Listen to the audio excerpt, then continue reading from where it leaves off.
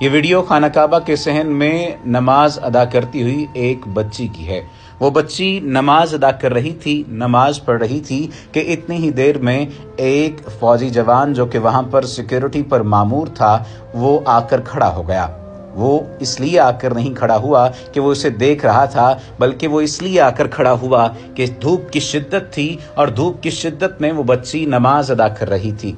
اس دھوپ کی شدت کو کم کرنے کے لیے اس سیکیورٹی اہلکار نے اپنے آپ کو اس پوزیشن پر کھڑا کر لیا کہ اس سیکیورٹی اہلکار کی چھتری اور اس سیکیورٹی اہلکار کے جسم سے بننے والے سائے کے نیچے وہ بچی نماز ادا کر سکے۔ جتنی دیر وہ بچی عبادت کرتی رہی، نماز ادا کرتی رہی، وہ سیکیورٹی اہلکار بھی اسی طرح موجود رہا اور اس پر سایہ بنا رہا۔ اب آپ اندازہ لگائیے کہ ایسی محبت، ایسی شفقت آپ نے کہیں اور دیکھی ہوگی؟ کیا آپ اس بات کا اندازہ لگا سکتے ہیں کہ اس شخص کے دل میں اس بچے کے لیے کتنی محبت اور کتنی شفقت ہوگی؟ اس سوال کو آپ اس انداز سے بھی دیکھیے کہ اگر اس کا کوئی تعلق نہیں تھا اس بچے کے ساتھ تو پھر کس بات نے اسے مجبور کیا کہ وہ اس کے لیے سایہ بنا کھڑا رہے؟ اسے اس کی انسانیت نے اور اس کی اسلام پیروی نے اور رسول نبی کریم صلی اللہ علیہ وآلہ وسلم کے اسوہ حسنہ نے اس بات پر مجبور کیا کہ وہ اس بچی کے ساتھ شفقت سے پیش آئے، اس بچی کے ساتھ محبت سے پیش آئے۔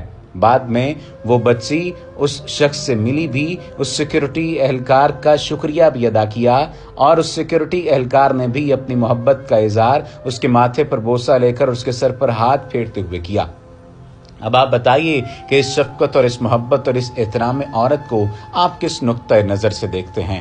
ہمیں اسلام کے سنہری اصولوں پر کاربند ہونا ہوگا۔ ہمیں اپنے اندر اسی جذبے کو پروان چڑھانا ہوگا کہ جب رسول کریم صلی اللہ علیہ وآلہ وسلم اپنی بیٹی کے آنے پر اپنی کملی پھیلا دیتے تھے، اپنی چادر پھیلا دیتے تھے اور رسول نبی کریم صلی اللہ علیہ وآلہ وسلم اتنے عزت و احترام کے ساتھ ان کو ریسیو کیا کرتے تھے، ان کو ویلکم کیا کرتے تھے۔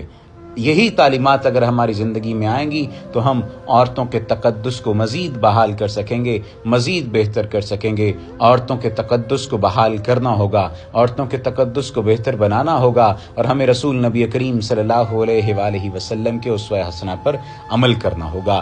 وما علینا الا البلاغ المبین۔